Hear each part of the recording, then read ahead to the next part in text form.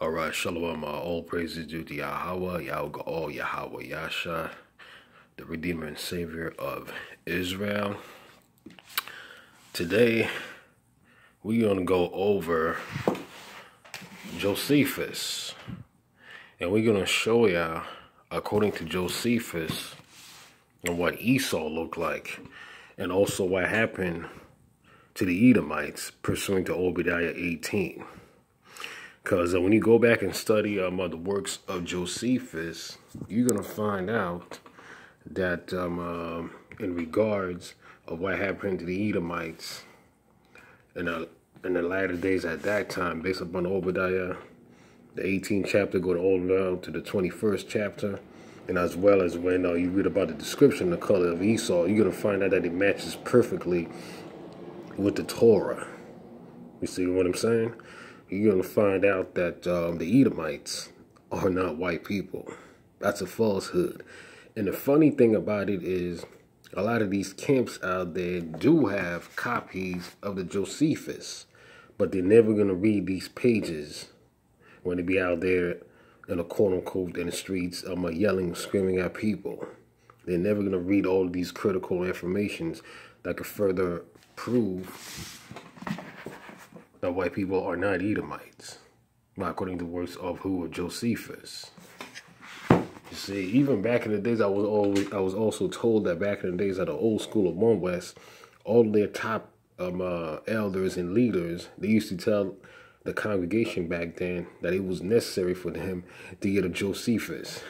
But once we start going over the book of Josephus to show them that, wait a minute, the Edomites are not palefish. The Edomites are not translucent.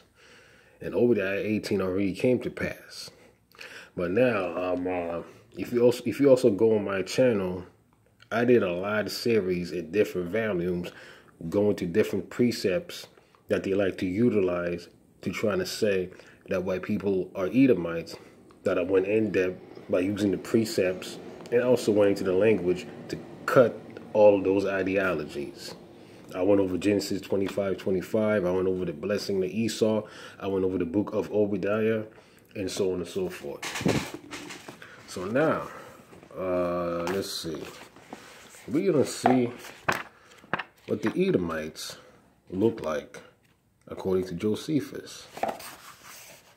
All right, so this is going to be the antiquities of the Jews in the book of Josephus. It's going to be chapter 18. It says, concerning the sons of Isaac, Esau, and Jacob, of their nativity and education. Now, peep game. We're going to go down to verse 270. It says, now, when the supper was got ready, he took a goat skin and put it about his arm, that by reason of his hairy roughness, he might by his father be believed to be Esau, for they being twins and all things else alike, differed only in this thing. I'm going to read it again. For they being twins and all things else alike, differed only in this thing. So the only thing that was different physically between Jacob and Esau was the fact that Esau was hairy, which the word Esau means hairy. Esau was hairy and Jacob was not hairy. I'm going to prove it right now in the Torah. Let's see.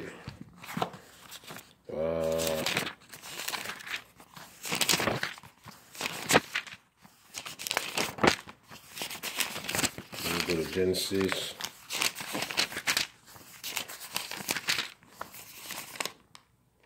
Genesis 27:11. And it says, Jacob replied to Rebekah, his mother, but my brother Esau is a hairy man, and I am a smooth-skinned man. Jacob replied to Rebekah, his mother, my brother Esau is a hairy man. by reason of his hairy roughness. He might by his father be believed to be Esau, for they being twins, and all things else alike differed only in this one thing.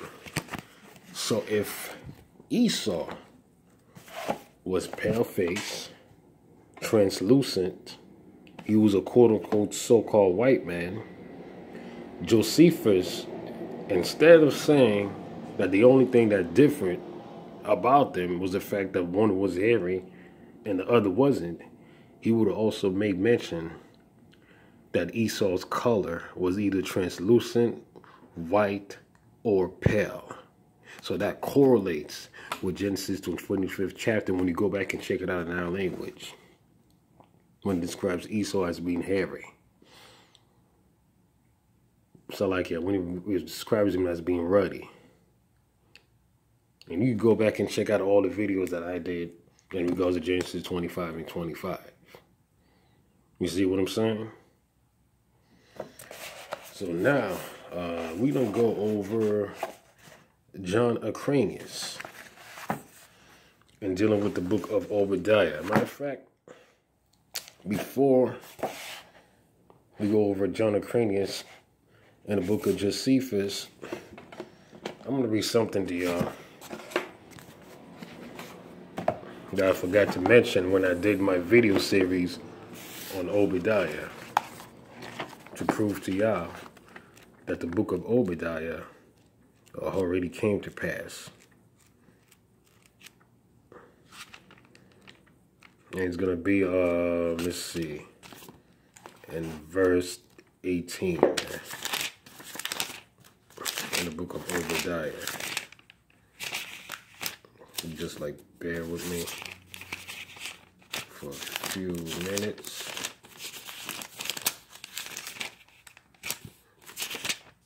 All right.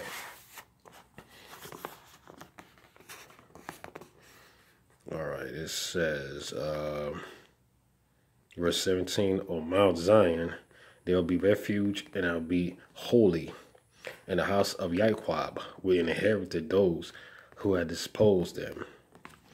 For the house of Jacob or Jacob will be fire, and the house of Yosef or Joseph a flame, and the house of Ashva will be straw, or Esau will be straw, and it shall ignite them and devour them. There will be no survivor to the house of Esau, for Yahweh had spoken it. So a lot of these camps, they like to utilize the word house to make it seem as if it's talking about on how Edomites, or as they like to say that white people are the descendants of Esau, will be exterminated as a nation of people. Well, I'm here to let you know that that's totally false, man. A lot of these camps, they're going to be in for a rude awakening when they find out that white people are not going to be exterminated. But that's a whole nother topic, man. Based upon the house of Esau. But we're going to show you that the word house, or house in general, is not just talking about a regular house in which somebody would dwell in. It's also referring to being reference of a land. And I'm going to show y'all right now. I'm going to go over, I'm going to put this aside for now. And I'm going to use the Brian Driver Briggs Hebrew and English lexicon, man. Let me take a look at it right now. Yeah, this is fire. We got a whole lot of meat in it. So we're gonna take, we're gonna look at the word house. Let's see what it says. And then we're gonna look it up with some precepts to show you that the word house can also represent a landmass.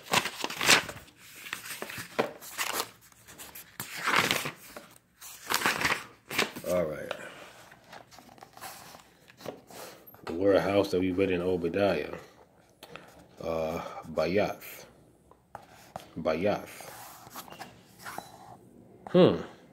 It says a house as dwelling habitation. As a dwelling habitation.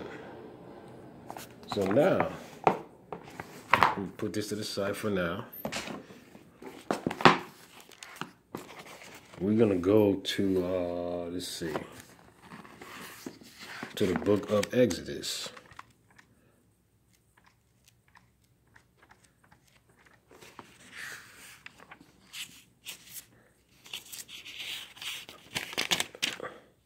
Now, watch this. Exodus 20:2. It says, I am Yahweh, your power, who has taken you out of where? The land of Egypt, out of the house of slavery. So it's a well-known fact that our forefathers, the Israelites of Negroid descent, we went into captivity in the land of Egypt under the house of bondage. Now, we read about the house of bondage or the house of slavery. It's not talking about a literal house in which the Israelites would dwell in, or even inside of any type of pyramids.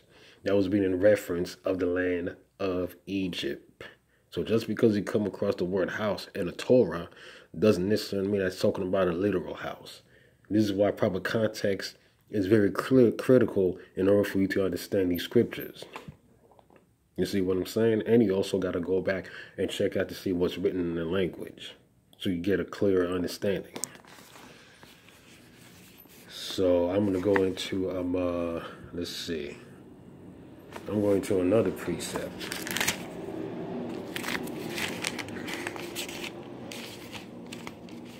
I'm going to go to the book of Hosea. Let's see.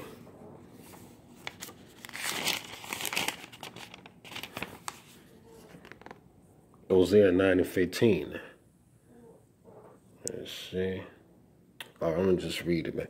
It says, all their evil and where? Gilgal, where I hated them. Keep the word Gilgal in mind. Where I hated them. For the evil of their deeds, I will banish them from where? From my house, the house of Gilgal. I will not continue to love them. All their officers and rebellious. Ephraim has been smitten. That's dealing with the tribe of Ephraim. Just like we read in Obadiyah. Their root is withered. They will not produce fruit. Even if they give birth, I will slay them. It's like I will slay the treasures of their womb. So it says, all of their evil is in Gilgal, and I will banish them from my house. So we're going to find out where Gilgal is located at. So I'm going to put this to the side right now, and we still dealing with Obadiah in regards to the house of Jacob, Esau, and Ephraim, showing to you that I was dealing with the landmass. So now, let's see.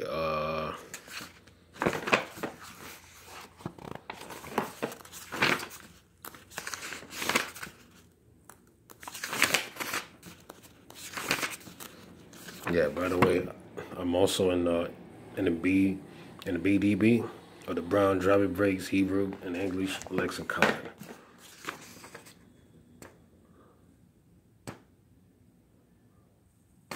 All right. So the Strong's number is a 1537, right? Galgal. And look what it says. Place of Jericho, where the Israelites lay encamped. You see that? Over here also the place where sacrifice were offered. We're dealing with location and a landmass. You see? A place on the border between where? Judah and Benjamin.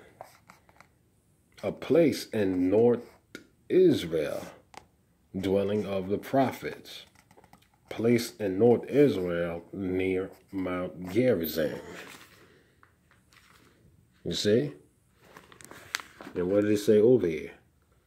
All of their evil in Gilgal, where I hated them, for the evil in their deeds, I will banish them from my house. It's not talking about a literal house. The house represents the land. You see? That's when we go back and check out Obadiah 18. where there shall not be any remaining of the house of Esau. It is well known fact that the house of Jacob and of Joseph will get removed out of our own land, and including the house of Esau. Now, I already did the video series. All you got to do is link that up with First Maccabees, the 5th chapter. It will give you a complete analysis of what took place when you read verses 18 going all the way down to verse 21. On how the Maccabees pretty much slaughter a lot of the wicked Edomites. And we go back and read 2 Maccabees 81. The remnant of them became subdued unto us. They all became Israelites and Jews. So therefore the nation of Edom don't exist anymore. The bloodline of Esau is still around, but as a nation of people, they don't exist anymore. They became Israelites and part of our nation. You see that? Which brings me to John Acranius. I'm going to put these to the side. And from now on, I'm probably going to start reading out of the Stone's Edition Tanakh. Because the Stone Edition Tanakh is a better translation than the KJV, man. But that's a whole other topic, man. Alright, so now I'm going to go over John Acranius. And I'm going to show you, let's see,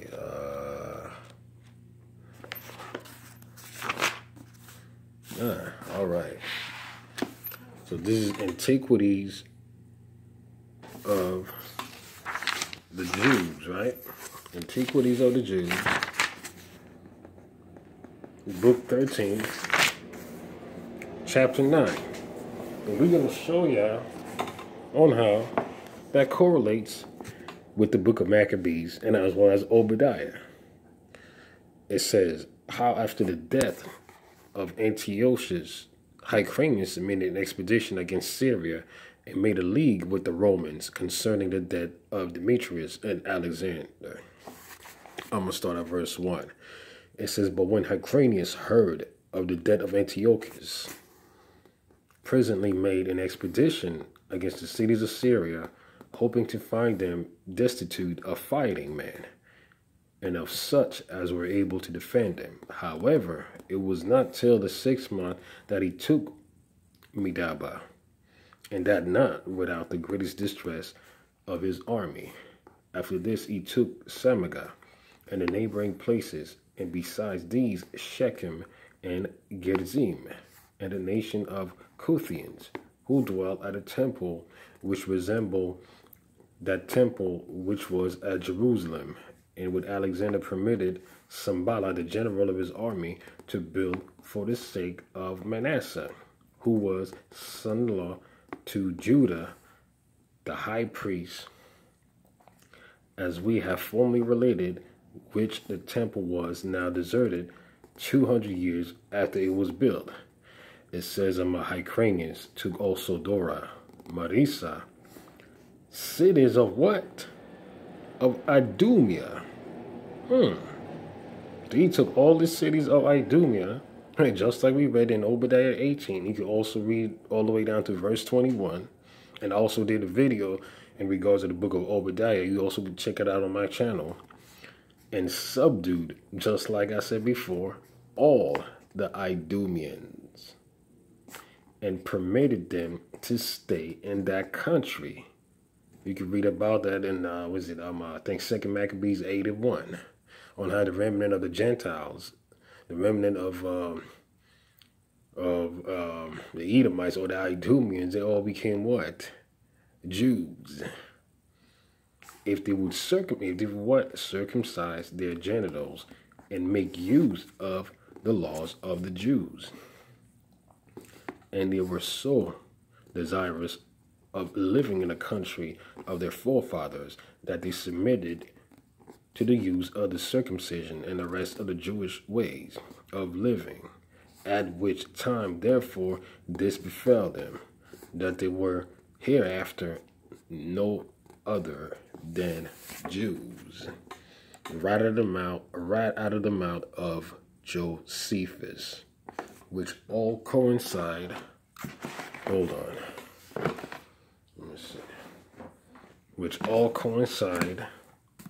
This is Septuagint, and correlates with the book of Maccabees, man. And as well as the book of Obadiyah, like I read before, in the Torah. You see? So when you read Obadiah 18 to 21, or the whole book of Obadiah, those are historical events that already came to pass. And Josephus backs that up, and including the color of Esau and what Esau really looked like. So all these camps are teaching nothing but lies. 99.9% of the doctrine that they teach is all bullshit, and it's all lies. Nothing but falsehood, man. So all you young cats that scattered all throughout these camps, you better wake the hell up, man. You better wake the hell up and start going to all these different precepts, so you can finally start to see that all your leaders, all your generals, your elders, your deacons are lying to y'all. And they're going to lead you out to your own destruction. Don't even get me started with that false New Testament, man. That JC New Testament. Don't even get me started with that idolatry. You see that? With that, I'm going to sign out. And I'm going to say all praises due to Yahweh. Shalom.